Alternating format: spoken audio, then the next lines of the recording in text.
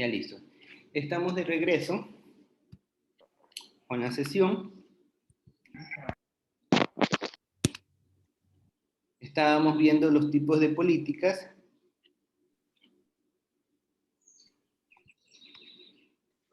que tienen los gobiernos para resolver los problemas de inflación con respecto al nivel de desempleo, ¿no? Esto es lo que se conoce como el trade-off que se presenta en la economía, ¿no?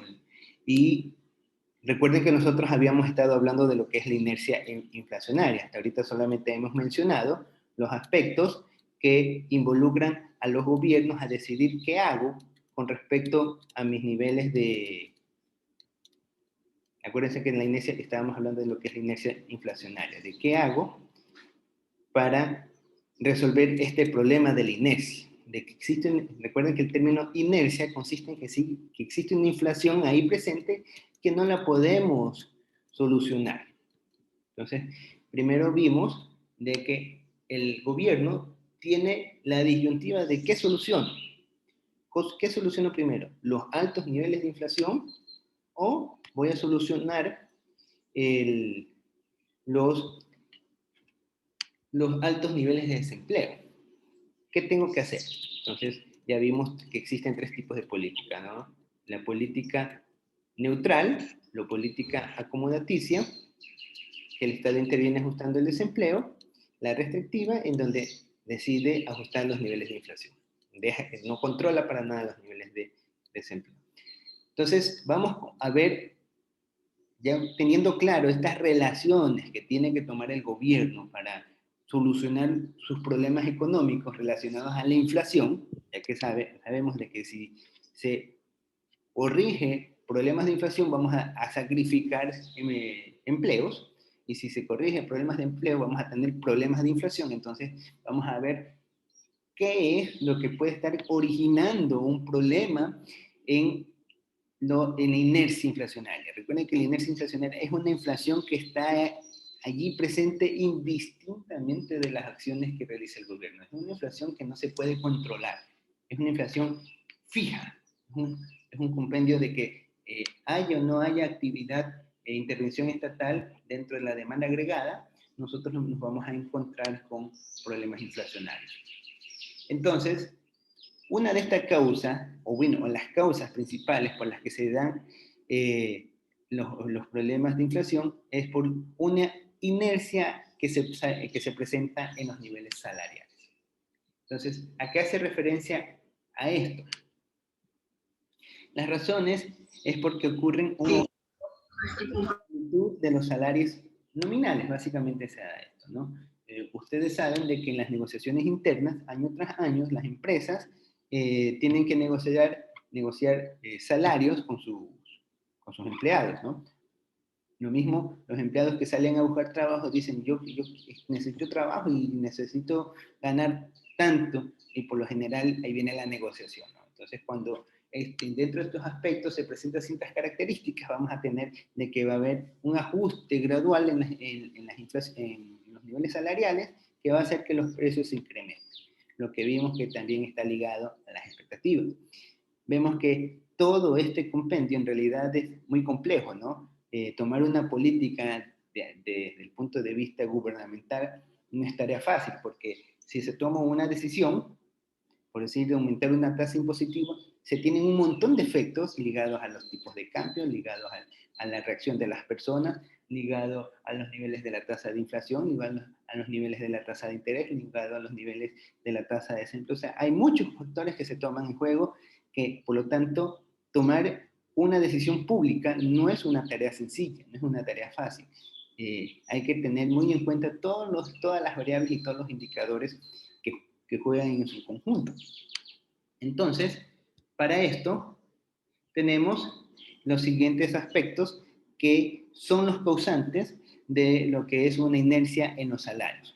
Recuerden que cuando hablamos inercia en los salarios quiere decir que indistintamente de las negociaciones que tengan, normalmente hay un aumento de la inflación y los salarios año tras año van creciendo, ¿sí? Lo que nosotros habíamos visto desde el año 2007, de que año tras año los salarios se iban incrementando, hasta el punto de que cuando nosotros entramos al sistema de dolarización, teníamos que el salario estaba por cerca de los $40.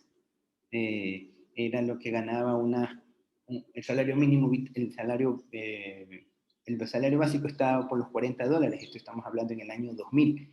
Y en la actualidad se ha multiplicado por 10, el 40 por 10, 400, ¿no? Entonces, o sea, ha crecido en 10 veces el nivel de los salarios en el transcurso de cuántos, del año 2000 al 2020, del 2022 prácticamente en 20 años, en 22 años, se ha incrementado en 10 veces la masa salarial. Entonces ha habido aquí una inercia en los salarios. No es que tenemos que los salarios han estado estables, ¿no? Bueno, para el caso de Ecuador, esta inercia más se debió porque cuando pasamos a monedas, pasamos por un corte brusco de las paridades cambiarias, que prácticamente los salarios nominales se fueron al piso, y como pasamos a salarios reales, entonces los salarios reales tuvieron que irse adaptando poco a poco a los niveles de producción reales, y como no pudo darse el brinco tan sistemáticamente, se lo fue haciendo gradualmente. Entonces por eso también se debe a este incremento de 10 veces el salario en la actualidad. ¿Sí? Y lo más probable es que esta inercia tenga un aspecto casi nulo que se va a reflejar en los niveles de inflación. Y ustedes pueden ver de que los niveles de inflación en la actualidad son negativos, ¿sí? Y los niveles de desempleo están que aumentan. Entonces aquí ya comienzan a ocurrir patrones medios especiales que hacen que la economía ecuatoriana esté en objeto de análisis de todo el mundo, porque posee un régimen único, que es un tipo de cambio rígido, extremadamente rígido, al renunciar a su moneda y tener relaciones comerciales que no están 100% ligadas al tenedor de la moneda. Entonces esto hace que las condiciones económicas internas tengan un aspecto fundamentalmente muy particular, ¿no?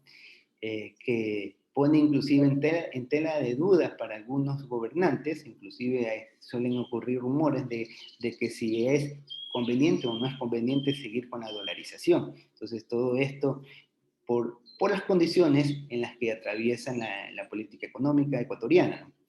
Pero no vamos a tocar estos aspectos, sino es que nos vamos a concentrar en la causa de la inercia de los salarios. Entonces, vamos a ir viendo uno por uno expectativas de inflación.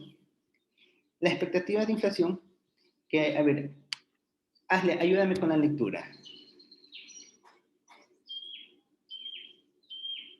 No está Asle. Diana, ayúdame con la lectura, por favor. Diana Arguni. Diana o yo, profe. Ya, dele usted. Ya. Expectativas de la inflación. Cuando el público no confió en que se mantenga en la política macroeconómica. Ajá. Sí, continúe. Y ajusta los salarios demanda agregada, es decir, no confió en que se mantendría la inflación. ¿Sí? Expectativas de inflación. Ya. Entonces, estas expectativas de inflación corresponden mucho a lo que vimos inicialmente. Recuerden que tenemos 3 tipos de expectativas. Las expectativas constantes, racionales y expectativas adaptativas. Mientras más racionales sean las expectativas, mayores van a ser los efectos de la inercia inflacionaria. ¿Sí? ¿Por qué? Porque sencillamente la población se va a ir ajustando automáticamente. O sea, cualquier respiro que haga el gobierno, que dé la sensación de que van a subir de precio las cosas, se vuelcan a incrementar los precios. Era lo que pasaba, me acuerdo, en los años de 2008, 2009. ¿Qué es lo que ocurría? Sabían que viene la época de la cosecha, entonces compra y acapara bienes para hacer subir el precio en la época de escasez. Habiendo recursos, lo que decían, no hay, suben los precios. Entonces se generaba inflación. Entonces en esa época el gobierno dijo, no, pues Aquí lo que están haciendo es especular con los precios. Entonces comenzó a hacer un control mucho más fuerte de las grandes cadenas de supermercado para que los precios no se incrementen. Entonces, inclusive el sistema de cartas que estaban utilizando dijo, no, ustedes tienen que utilizar lo primero que entra, es lo primero que sale. Entonces comenzó a hacer un poco de controles para tratar de que esta inercia inflacionaria no se dé, sino que sea no racional, sino preferiblemente sea baja a un tipo de inflación más adaptativa, y por último que llegue a un tipo de inflación constante, ¿no? Entonces, esto es una de las causas. Otra, a ver, ahora que me ayude, a ver, Leslie Sánchez. Ayúdenos con la lectura, por favor. Señorita Leslie Sánchez. ¿Sí tiene cómo leer? Sí. Ya, a ver, señorita, ayúdenos con la lectura, por favor. Contratos laborales a largo plazo, con alguna relación respecto a la ideación salarial retrospectiva. Este es el fenómeno de los contratos laborales a largo plazo, cuyas cláusulas son tan rígidas que es posiblemente al momento de realizar reajustes no se relacionen a las verdaderas expectativas de inflación. ¿Ya? Listo, gracias, Leslie. Entonces tenemos los contratos laborales a largo plazo. Imagínense, esto se da principalmente para los gobiernos, para el gobierno, ¿no? Cuando dan un nombramiento. Dan ciertas condiciones en el cual pone que los salarios, que los empleados ganen ciertos derechos en los cuales tienen salarios que son altos. Y la carga que tiene por el término de cubrir el gasto de salario fijo se vuelve tan alta que hace que inclusive para el sector privado, cuando tiene contratos a largo plazo, en donde hay condiciones muy favorables, en tiempos muy favorables, y cuando viene un momento en el cual las condiciones económicas hace que se reduzcan las ventas, esto hace de que se generen sindicatos que hagan una presión al incremento de sus salarios, que se van a ver reflejado obviamente en mayor cantidad de consumo, que van a generar una inflación que no se puede controlar, porque ya es una relación precontractualmente establecida. Entonces, esta es otra causa que se da a lo que corresponde a una inercia inflacionaria. Otra causa que tenemos es la indexación de salarios. A ver, señorita Daniela, ayúdenos con la lectura, por favor.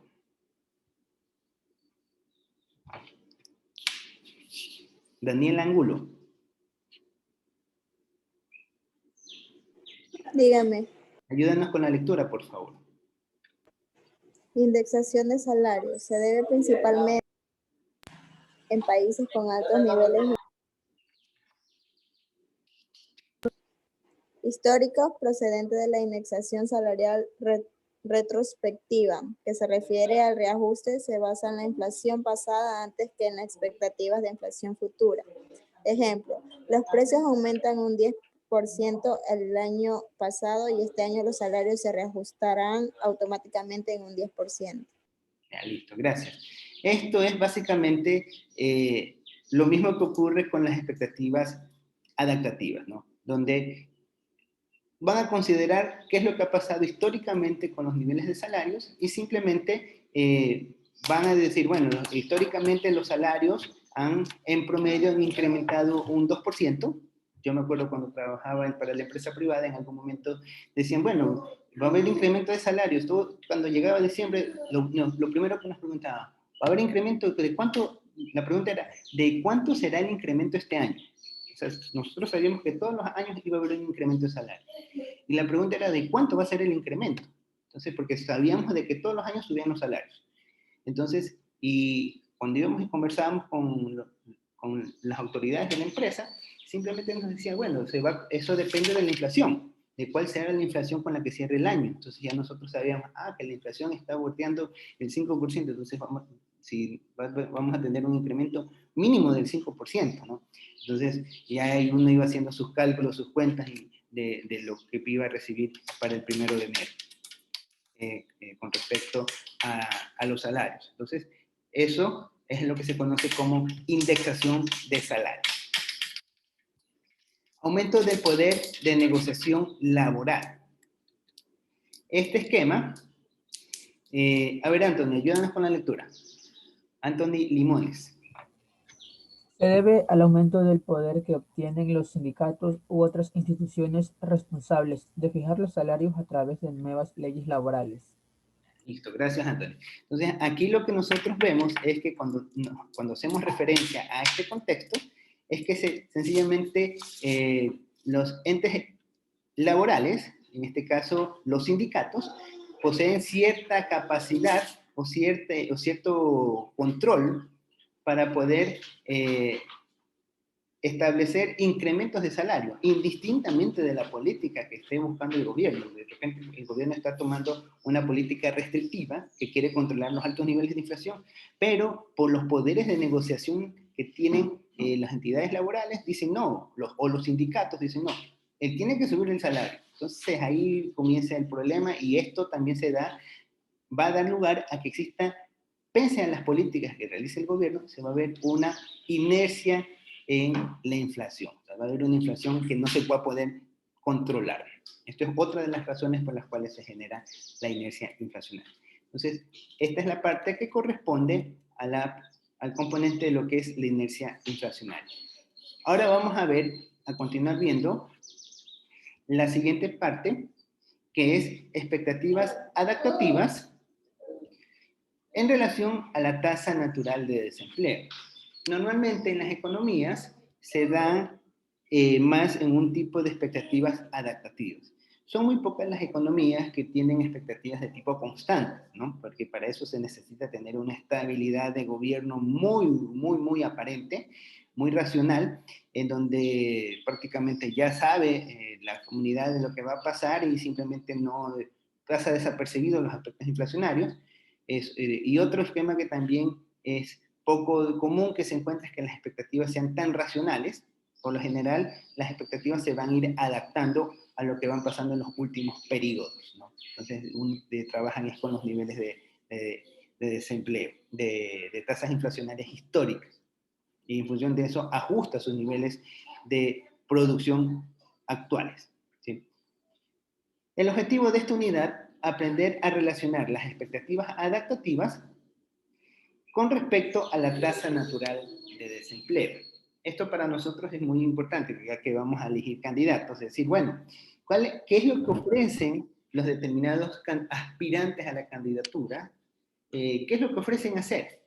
Y entonces ustedes pueden intuir, en función de los ofrecimientos de campaña, si ellos van a entrar con un tipo de política restrictiva, donde van a querer controlar los niveles de inflación, o van a tener algún tipo de política en donde van a priorizar el empleo, pero va a generar inflación, y si lo van a poder cumplir o no. Entonces ustedes podrán discernir si lo que está ofreciendo el candidato es algo que realmente lo va a cumplir, o simplemente está haciendo promesas que en realidad no va a poder alcanzar y va a terminar convirtiéndose en una demagogia que no conlleva nada más que simplemente querer ocupar una dignidad, o simplemente no tiene idea de lo que o en qué situación se está metiendo a trabajar, ¿no?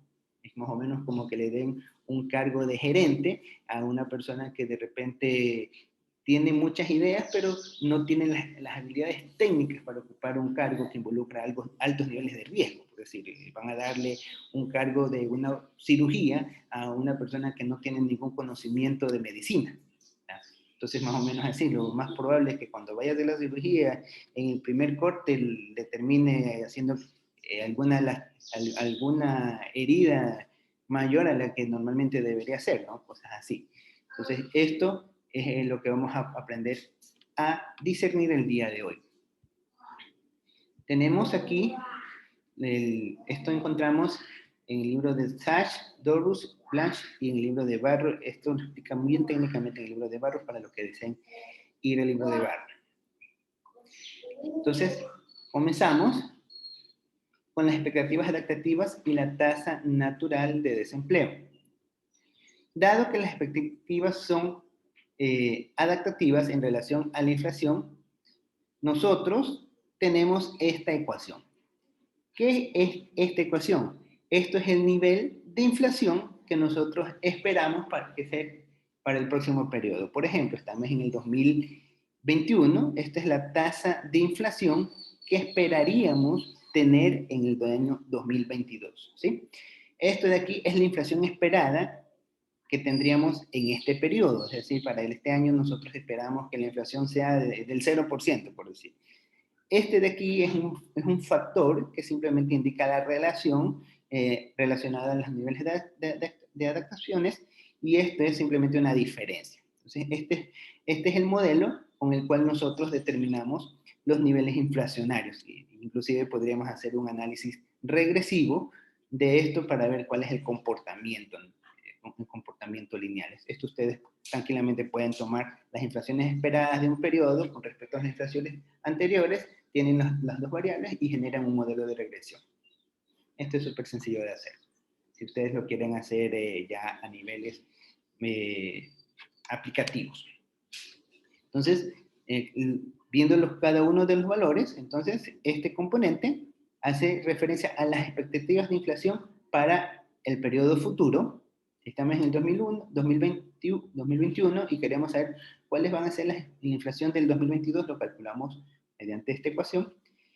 Esta es la inflación de expectativas para este periodo, o sea, cuánto nosotros esperaríamos que el año 2021 sea la inflación acumulada para el 31 de diciembre. Este término D es un porcentaje de ajuste de la inflación, ¿sí? Porque nosotros decimos, bueno, de la diferencia entre lo que se va a tener de inflación y lo que realmente ocurre, va a corresponder a un cierto grado de acierto, ¿no? Entonces, esto es lo que se llama ajuste de la inflación. Y esta diferencia que tenemos entre paréntesis se conoce como la brecha de inflación efectiva e inflación esperada. O sea, ¿en qué me equivoqué? Como quien dice. Esto se conoce como la brecha de inflación. Manteniendo claro y en cuenta esta ecuación o esta fórmula para calcular la inflación esperada, lo que nosotros vamos a encontrar es que la demanda agregada, ya habíamos mencionado que en el cálculo de la demanda agregada tenemos por un lado la oferta y por otro lado la demanda, que llegan a su nivel de equilibrio, y cuando esté en este nivel de equilibrio vamos a tener un nivel específico de empleo y un nivel específico de tasa de paro. Entonces, la diferencia entre el nivel de empleo deseado y el nivel de empleo que realmente se da es lo que se conoce como nivel de empleo específico. Entonces, lo que buscan los gobiernos es que las políticas económicas que generen los gobiernos es que al momento de aumentar la demanda agregada, los niveles de desempleo no aumenten, sino que se controlen. Si va a haber aumento de inflación, por lo menos que no haya aumentos de desempleo. Más bien, lo que procuran es mantener un equilibrio sano entre estos indicadores. Es lo que es la política que buscan o persiguen los distintos gobiernos. Entonces, aquí lo que hacemos a la ecuación inicial que nosotros habíamos visto, le adicionamos la relación de la ecuación de la curva de Phillips. Ustedes recordarán de que la curva de Phillips no es nada más la relación entre el nivel de desempleo y el nivel de inflación. Ustedes deben de acordarse que era una pendiente negativa en el cual a medida que aumentaba el desempleo, subía la inflación y viceversa, ¿no? Entonces, esa ecuación está representada, esta es la representación de la curva de Phillips, donde esta tenemos las relaciones de desempleo, y aquí tenemos las relaciones de inflación sujeto a un nivel de ajuste que se da. ¿Sí? Esta es la curva de Phillips, que ya tenemos conocimiento y hemos hecho un pequeño recuerdo. Entonces, si interactuamos la primera función, que es la función de la inflación esperada, y la función de Phillips, si matemáticamente la enlazamos, vamos a obtener esta condición, donde la inflación esperada menos la inflación prácticamente es la brecha de la inflación, va a ser igual a esta condición. Aquí lo único que hemos hecho en la condición de Phillips, hemos reemplazado lo que representa la brecha del desempleo bajo esa condición, y de ahí reordenamos los datos y lo que vamos a tener esta pequeña ecuación. Esta ecuación, ¿qué nos va a indicar? ¿Qué nos va a indicar esta pequeña ecuación? De que la condición para mantener una brecha de desempleo inferior al nivel de equilibrio va a ser siempre y cuando que nuestra relación sea mayor a cero, la relación del empleo y el empleo esperado sea mayor a cero. Es decir, que esta brecha sea mayor a cero. Por lo tanto, tenemos que si queremos mantener la tasa de desempleo por debajo de su nivel de equilibrio, es decir, de que en el equilibrio macroeconómico de la oferta agregada y la demanda agregada, los niveles de inflación, los niveles de desempleo se reduzcan, eso es lo que se refiere, ¿no? Si se quiere mantener la tasa de desempleo por debajo de su nivel de equilibrio, es decir, cuando la demanda agregada y la oferta agregada se encuentran en su equilibrio, los niveles de desempleo caigan. A eso hace referencia. Entonces, si se quiere mantener las tasas de desempleo por debajo de su nivel de equilibrio, las expectativas inflacionarias deben estar continuamente en aumento. ¿Qué quiere decir esto? De que vamos a tener mayores niveles de inflación. ¿Sí? Eso es lo que va a decir. Controlas el desempleo, pero a costa de inflación. ¿Sí? Esto lo podemos ver aquí en la ecuación.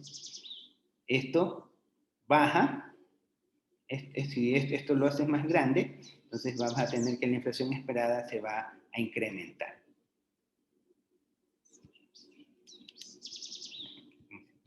¿Ya?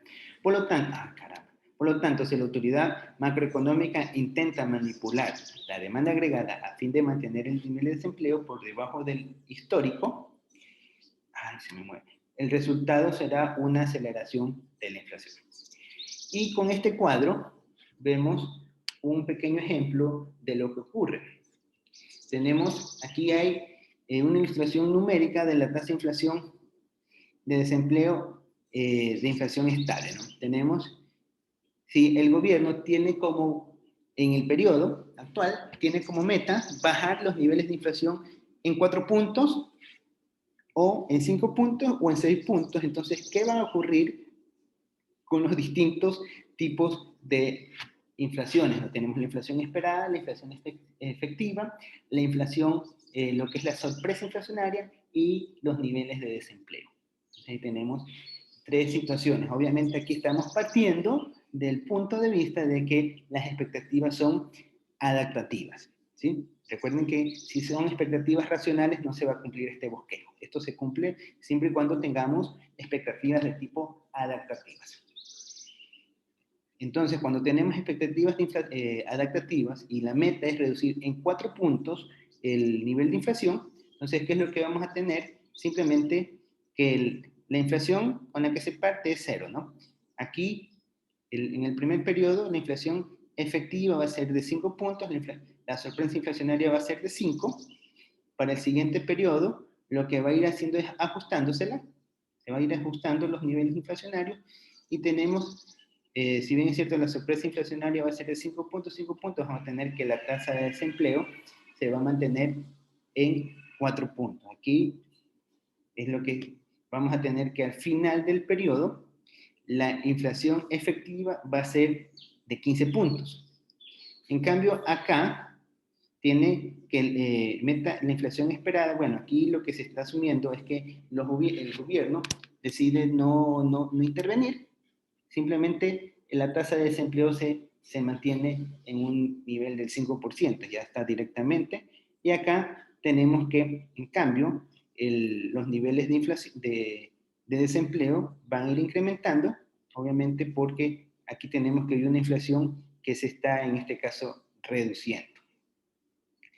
Estos son los efectos que se pueden encontrar cuando nosotros estamos trabajando con esta relación de las tasas de inflación, el nivel de desempleo cuando tenemos expectativas de tipo adaptativas. ¿Sí? ¿Alguna pregunta hasta allí? Bueno, voy a continuar. Una situación que ya hemos visto qué son los tipos de expectativas, hemos visto lo que es la inflación, la inercia que se produce en la inflación, hemos visto también las estrategias que puede tener el gobierno para un poco tratar de intervenir y controlar los niveles de desempleo, pero podemos llegar a la conclusión de que cuando existe este trade-off entre el desempleo y los niveles de inflación, hay un problema bien complicado para los gobiernos porque todo lo que hace se va a traducir en mayor inflación o en mayor desempleo. Entonces, existen alternativas que permiten reducir los costos de una estabilización, porque al fin y al cabo, si tenemos un gobierno que tiene altos niveles de inflación y que tiene altos niveles de desempleo, tomar una medida para solucionar uno de los dos va a generar consecuencias en las otras, que al fin y al cabo va a agravar más la situación política. Entonces, los gobiernos tienen estas opciones que podrían hacer. Entonces, el objetivo de estas opciones es buscar que las estabilizaciones constituyan a establecer una credibilidad en los programas antiinflacionarios para eliminar la inercia inflacionaria. ¿Qué significa esto? Que los gobiernos tienen que primero ser racionales y ser creíbles en las políticas y decisiones que van a tener. Es decir, calmar los nervios y las expectativas o los niveles especulativos que se poseen. Entonces, ese es el primer paso. Y las alternativas es, obviamente, lo que le decía, credibilidad, mostrarse más serio en las políticas que realiza el gobierno. Es decir, que la comunidad, que toda la nación tenga la perspectiva de que los efectos que se van a dar son más plausibles, son más serios, y son cambios que efectivamente van a beneficiar. Entonces, mientras más rápido se ajusten las expectativas hacia la baja, es decir, de que no sean en procesos tan especulativos, mejor va a ser los procesos de estabilización. Otra opción es las reglas en vez de discreción. Es decir, de que el gobierno dice, no, vamos a ser más discretos para controlar el nivel de gasto. Dice, no. Entonces, es decir, se gasta a partir de ciertos puntos, si no, se suspenden los gastos, por decir, establecer parámetros de controles a lo que es el nivel de endeudamiento y gasto público. Es decir, anunciar públicamente objetivos inflacionarios asociados a los instrumentos de política.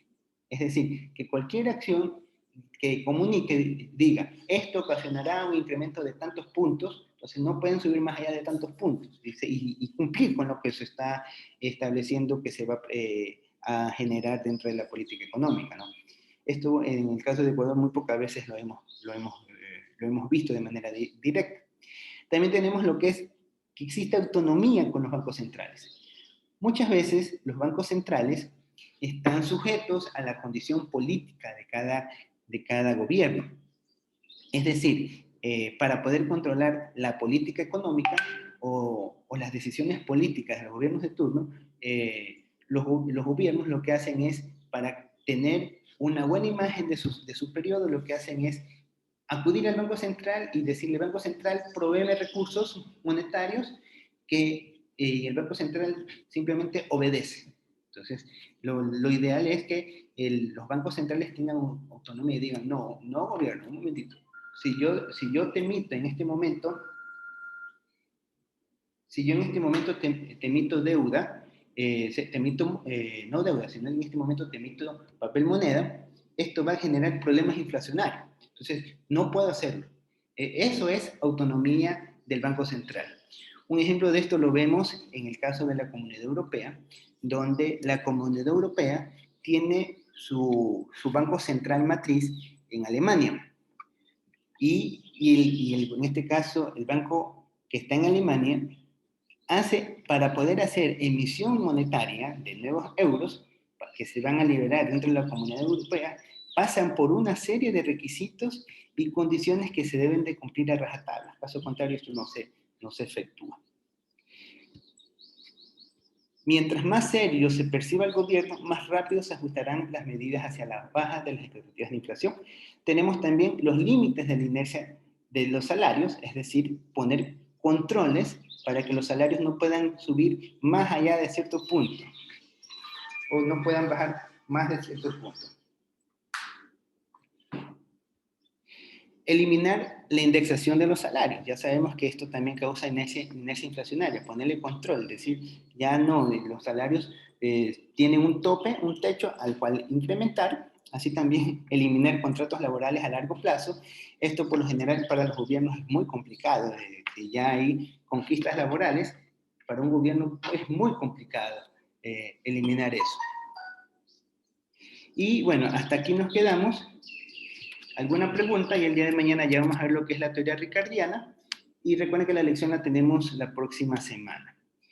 Voy a tomar en este momento asistencia antes de que se acabe el tiempo. ¿Ya? Atención a la lista, por favor. Isaías Andrade. Presente. ¿Listo? Daniel Angulo. Presente. ¿Listo? Diana Aragundi. Presente. Presente. Evelyn Arias. Presente. ¿No? Rosa Brito. Rosa, contestó en el chat. ¿No? No contestaron en el chat. ¿Qué se fue, Rosita? Bueno, seguimos. Ya seguimos con Ashley Chica. ¿No está Ashley? Olaya contestado. Bueno, no está Ashley. Mercedes Cuello. Presente. ¿Listo? Evelyn Cuadro. Presente. ¿Listo? Caramba. Mary Guaranda. Presente. Lily Leighton. Jorman Limones. Presente. ¿No? Ilter Glor. Presente. ¿No? Daisy Medina. Presente. Cristi Mendoza. Presente. Dara Muñoz. Presente, profe. ¿No? María Naula. ¿Naula? ¿No está? Está escribiendo. Olaya es la que está escribiendo. Recién aparece Rosa. La voy a poner. Es que ya seguimos. Nicole Olaya ya contestó. Heidi Ortega. Heidi. ¿Está? Dani Ortiz. Presente. Dayana Parra. Presente. Alexa Perea. Presente, profe. Verónica Rivera. Presente. María Rubio. Presente, buenos días. Buenos días. Leslie Sánchez. Presente. Keila Sánchez. Presente. Alex Tubay. Profe Ortega, presente. Ya. Alex Tubay. Presente.